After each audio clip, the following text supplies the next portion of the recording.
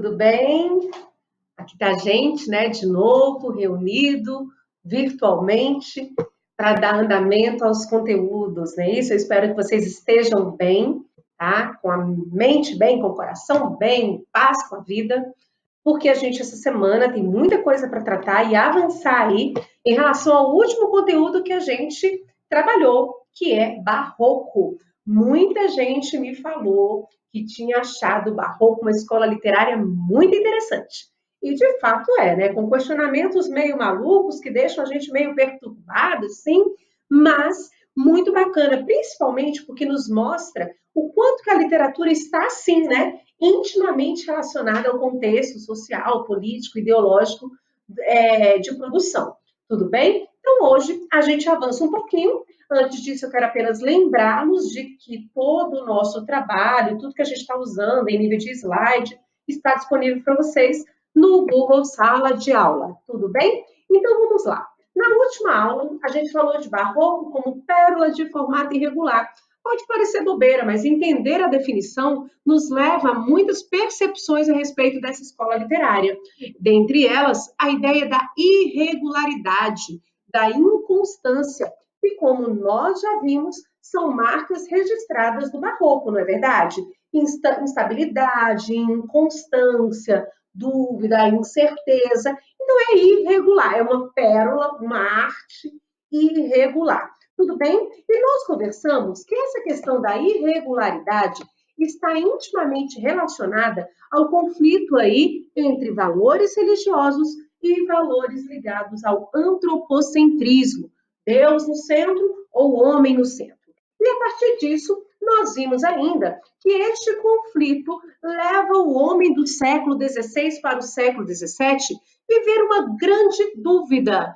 Dúvida essa motivada aí pela influência do diabinho e a influência do anjinho, ó céus, né? E agora eu já conheço os dois lados da moeda. Eu vou para cá para o anjinho que me diz que eu tenho que garantir a salvação, ou eu venho para cá para o diabinho que me diz que existe vida fora da igreja.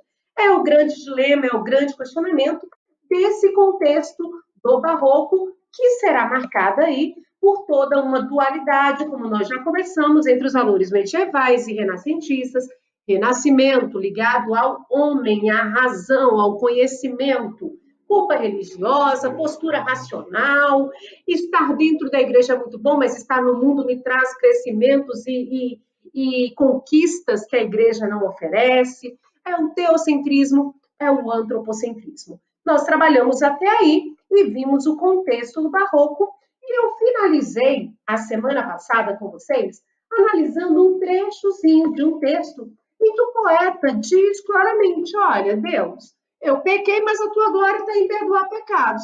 Então, vamos fazer um combinado. Eu peco muito, porque aí o Senhor tem muito que perdoar.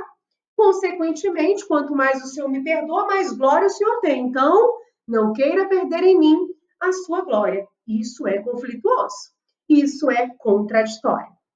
Bom, diante desse cenário de dúvidas e incertezas, nós precisamos entender o seguinte: se o contexto é conflituoso, rebuscado, cheio de pormenores, a estrutura do texto barroco não pode ser diferente. Nós teremos um texto barroco marcado por uma estrutura com construções complexas e raras. O que é isso, meu povo? Não, vocês não vão encontrar textos simplesinhos demais, não. Nós teremos textos marcados por construções complexas, por construções detalhistas, por construções marcadas por muitas figuras de linguagem que trazem rebuscamento ao texto. Agora chegou a hora da gente retomar lá, né, na teoria literária, as figuras de linguagem, porque elas estavam muito presentes dentro do barroco, principalmente no que diz respeito aí às inversões sintáticas. Você vai ter, por exemplo, muito hipérbato, que mexe com a ordem direta da língua portuguesa. Você vai ter também muita hipérbole, que é o exagero. Enfim, vocês vão encontrar textos do barroco que são marcados por muitas ornamentações, detalhes.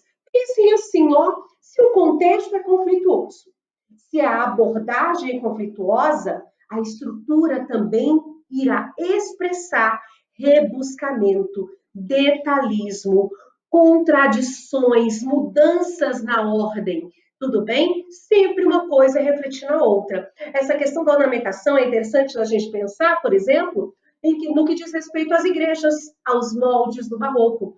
São igrejas muito cheias de detalhes, rebuscamentos, muito ouro, né? E isso caracteriza o movimento, todo esse detalhismo. Só que além de olharmos aí para o ponto de vista estrutural, quero chamar a atenção de vocês para o ponto de vista temático. Quais são os temas mais comuns às produções barrocas? Temos aí o conflito espiritual, como nós já conversamos, não é isso? Temos a questão de temas contraditórios.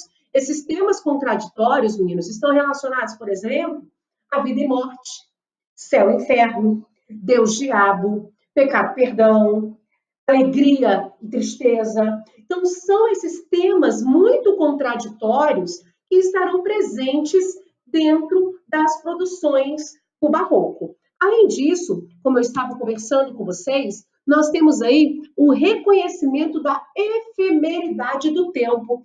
Amigos, o que é efemeridade, amores? Efêmero é algo passageiro. O homem do barroco vai entender que tudo é muito passageiro. Se tudo é muito passageiro, olha só o pensamento conflituoso que vai nascer. Opa, eu vou aproveitar a vida. Porque tudo passa e passa muito rápido. Mas espera aí, a partir do momento em que eu estou aproveitando a vida, eu posso estar pecando.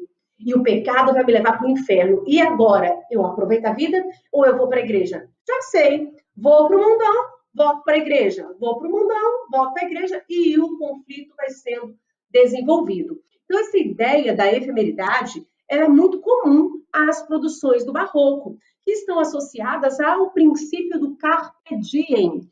Carpe diem, aproveitar o dia, aproveitar a vida, tá certo? E vai estar marcada aí no barroco, muitas vezes, como aproveitar a vida que me leva a pecar. E aí, consequentemente, a necessidade do perdão divino.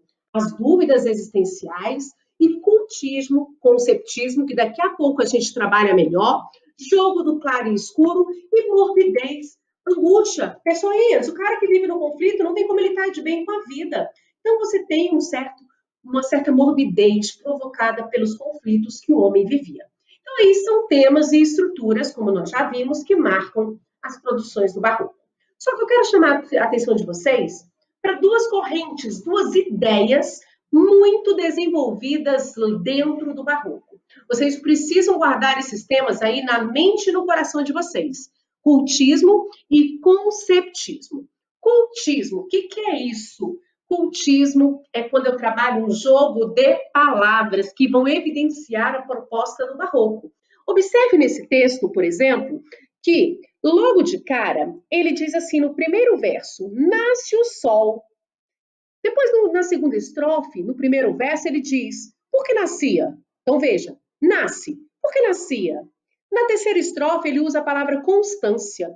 E na segunda, na quarta estrofe, perdão, ele usa inconstância. Então, ó, nasce porque nascia, constância, inconstância. Esse jogo de palavras chama-se cultismo. E é uma proposta muito forte dentro do barroco, ok?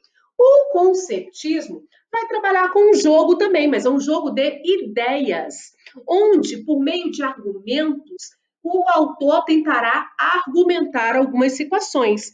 Nesse texto que você vai poder ler aí depois, você vai ter assim: Portugal tem poucas terras, nascem poucas terras. Mas, por conta das expansões, ele acaba adquirindo muitas terras. Então, ele tem poucas terras para nascer, mas muitas terras para morrer. Olha esse jogo de ideias, esses argumentos. Isso é conceptismo. Cultismo e conceptismo, dois pilares, duas correntes que vão ajudar a desenvolver o pensamento dentro do barroco. E dentro desse barroco, eu quero que vocês entendam o seguinte: ele surge em 1601, uma obra chamada Prosopopeia, tá? Embora essa obra seja um marco do barroco, nós vamos chamar a atenção para uma outra situação. Eu quero que você foque aqui, ó, nesse cabinha, Gregório de Matos, o Boca do Inferno. Pessoas, o Gregório de Matos, ele é um cara extremamente irreverente. O título Boca do Inferno já nos mostra isso, né? Ele é irreverente, ele critica a tudo e a todos e de maneira muitas vezes bem deselegante. E em decorrência dessas críticas que faz, ele vai ser inclusive exilado, expulso do Brasil. Ele era da Bahia, de Salvador, e ele depois tem autorização para voltar, mas ele só pode voltar para Pernambuco. Ele não pisa mais no solo, porque ele é um cara muito crítico, é o Boca do Inferno. Nós falaremos muito sobre esse autor nas próximas aulas ainda. Mas para hoje eu quero apenas te abrir a mente para o seguinte. Gregório de Matos, esse autor mais importante na poesia barroca do Brasil, tem 3 tipos de produção. Ele tem produções religiosas, em que ele vai fazer esse jogo entre o pecado e o perdão. O pecado é a necessidade do perdão de Deus, é a necessidade que Deus tem de perdoar, ok? Aí nesse texto ele vai fazer referência a uma questão religiosa, né, do catolicismo, que é o participar do pão e do vinho, e ele vai dizer, como é que eu vou participar do pão de um amigo? E ele joga essa ambiguidade, essa contradição. Então, ele produz poemas religiosos, ele produz poemas que são poemas amorosos, e nesses poemas amorosos é interessante porque ele vai trabalhar a questão do amor, sim, mas muitas vezes ele associa a ideia da mulher a uma questão de uma coisa mais obscena, uma coisa mais carnal. Então, você tem um contraponto na visão a respeito da mulher nas produções amorosas do Gregório de Matos. E, além dessas produções amorosas, nós temos aí, por fim, os textos que são, como eu disse, satíricos. Tá? Então, ele produz textos satíricos, vamos comigo, ele produz textos amorosos e ele produz ainda textos religiosos. Esses slides estarão disponíveis, eu quero muito que vocês assistam isso aí, que vocês naveguem por esses slides. Por quê? Olha para a tia. Porque lá na matriz do Paz, nós temos um conjunto de poemas selecionados do Gregório de Matos, tá? E nesse conjunto de poemas nós temos os satíricos, os religiosos e os amorosos. E vocês precisam ler estes poemas entendendo exatamente essa pegada que está aí nos slides que eu estou mostrando para vocês. A dualidade, a contradição, o rebuscamento, a crítica. Então, meus amigos, fica a dica. Entra na matriz, olhem os poemas, vejam o que a matriz diz a respeito desses poemas. Façam, né, o download do documento com os poemas que está disponível no site da escola. Leia e faça associação, que ao longo das aulas nós vamos conversar sobre isso. Ok, era muita informação, mas eu espero que vocês realmente estejam atentos, estudando e se programando. Um beijo, perguntem lá no mural de sala de aula, eu estou à total disposição. Tchau, tchau para vocês.